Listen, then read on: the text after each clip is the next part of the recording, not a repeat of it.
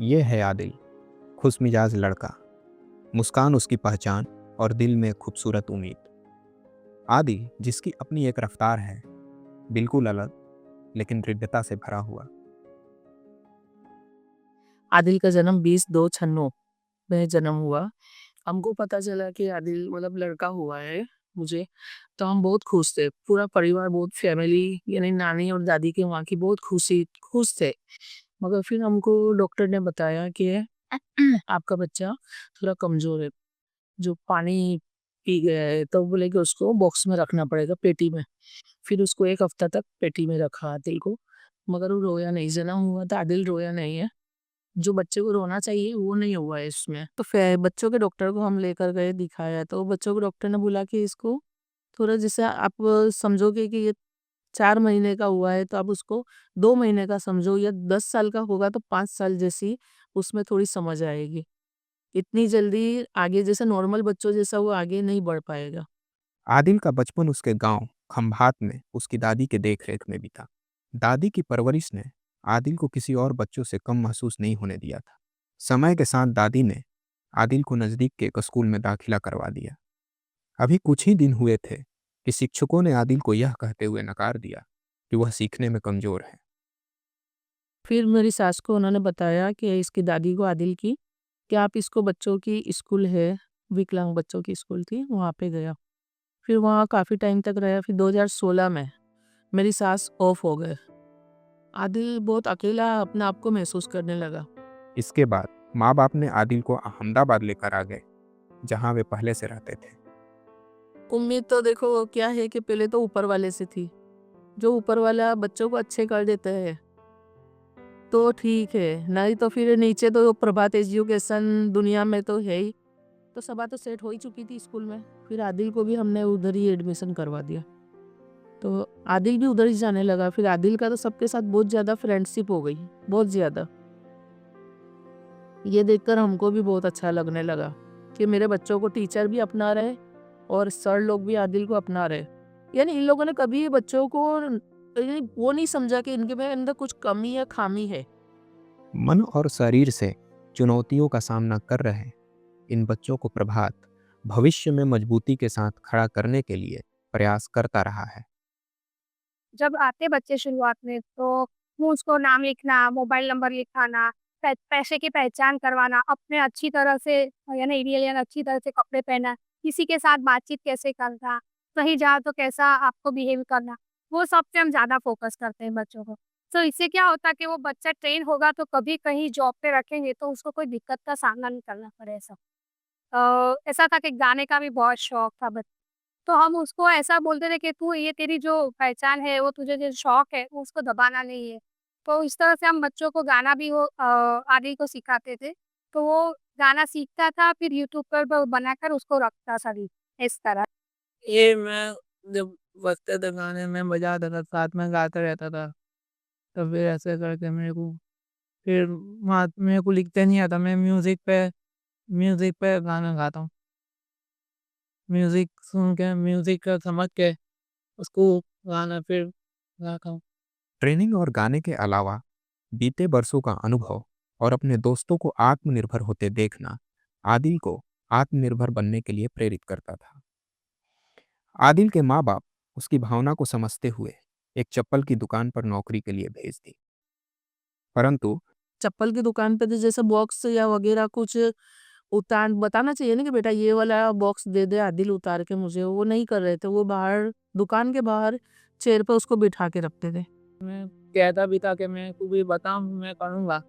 मैं कुछ खो के देने का उतारने का ये सब मना कहते थे कि तेरे को नहीं पा। तो वहाँ से शाम को निराश होके आता था। तो मैंने फिर जाके एक बार तो बात की, मैंने और इसके पापा ने, कि भाई आदिल को समझ में आता है, जैसे ब्लू कलर है तो आप कोई भी कलर की बॉक्स बताओगे तो वो निकाल के देखा। तो बोले नहीं, उसको इतना समझ में नहीं आता, इसलिए हम उसको काम नहीं बताते। तो फिर आदिल आके परेशान होता था तो हम भी परेशान हो जाते थे। फिर मैंने बोला छोड़ दे बेटा, 2-4 दिन ही अभी तो गया है चप्पल की दुकान पे, फिर वापस से प्रभात एजुकेशन स्कूल में हमने इसको बैठा दिया।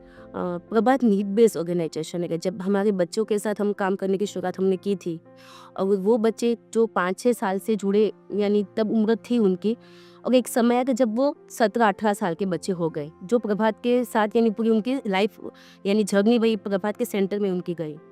फिर हमें लगा कि हमें अब इनके लिए क्या करना पड़ेगा, यानी क्या करना है। तो वोकेशनल का तभी हमारा एक हमें लगा कि हमें अब लगता है कि हमें उसके ऊपर भी काम करना पड़ेगा। प्री वोकेशनल ट्रेनिंग दी गई। उसमें eye hand coordination activity, academic work, ADL activity, money concept, social skill जैसे अलग अलग एक्टिविटी करवाई। और हमारे अलग अलग ट्रेड भी चल रहे हैं, जैसे कि कैफेटेरिया है, सिलाई मशीन सिलाई काम है, फिर कंप्यूटर है, और स्क्रीन प्रिंटिंग है, और पेपर बैग है। वो अलग अलग ट्रेड हैं, उसमें हम सबको सिखाते हैं। प्रभात में ट्रेनिंग पूरी होने के साथ ही आदिल को एक निजी कंपनी नॉर्क्वेस्ट में काम मिल गया। यहाँ भी आदिल के लिए चुनौतियां कम नहीं होने वाली थी। शुरुआती दिनों में लोग का आदिल के साथ व्यवहार उसे असहज जरूर किया था। तो वहाँ पे जैसे पर्स बनाया जाता है, लेडीज है कंपनी में, सब पर्स वगैरह बनाते, तो उसने कभी वो गड़ी नहीं की, थप्पी नहीं की, सीधा नहीं किया कोई चीज को, जैसा पर्स को सीधा करना है। वो सब प्रॉब्लम उसको 1 हफ्ते तक रही। उन लोगों को पता है कि ये बच्चे यानी ब्लाइंड भी है और एमआर भी थोड़ा सा है, तो उनको एक जगह बिठाकर उनको खुद ही लाके माल दे देते हैं, और वहाँ पे लेडीज है। तो मैंने बोला आदिल खान को कि देख बेटा, मैं मम्मी हूँ और वहाँ पे भी लेडीज है, तो वो तुझे समझेंगे। फिर वो जैसे-जैसे ये लोगों के बीच में बैठा, उनके साथ बातें की, वो सब उनके साथ एक्टिविटीज़ की, फिर वो सब रेगुलर हो गया। अभी हम ऐसा मानते नहीं कि आदिल और ऋतिक अलग है, हम ऐसा मानते हैं कि वो सारे एम्प्लॉय के साथ एक जैसा ही है। तो उनको ट्रेनिंग देने के बाद वो क्या करेंगे? अगर ट्रेनिंग का पीरियड खत्म होने के बाद अगर उनके थ्रू कुछ इनकम होती है, तो ही वो ट्रेनिंग उनके लिए वैलिड है। और ऐसे बच्चों को घर पे बिठा के वो उनका माइंड जैसे बंद हो जाता है, वो एक्टिव नहीं होता है ट्रेनिंग के बाद।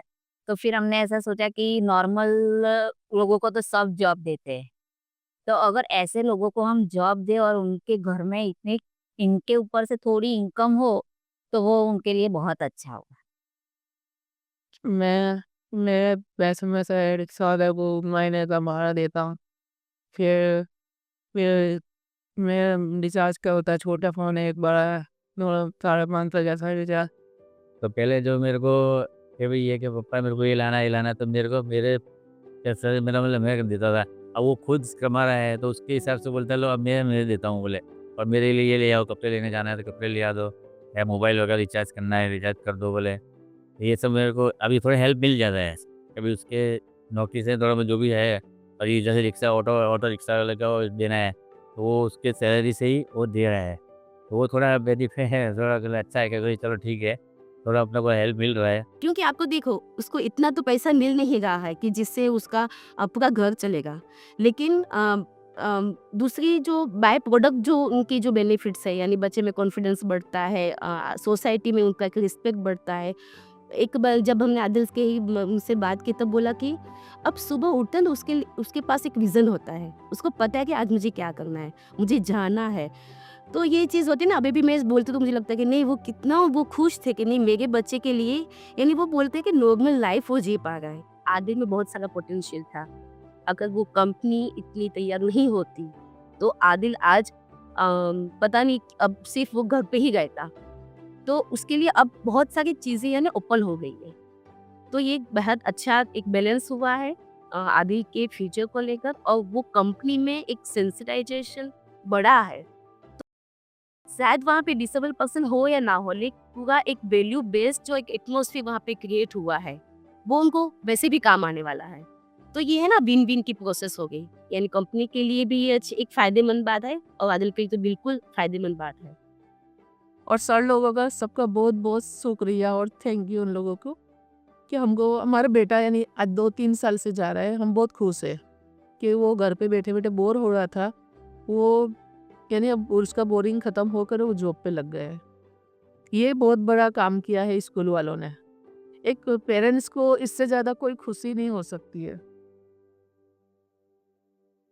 मुझे खोने के बाद एक दिन तुम मुझे याद करोगे, फिर देखना मिलने की मुझसे तुम फरियाद करोगे।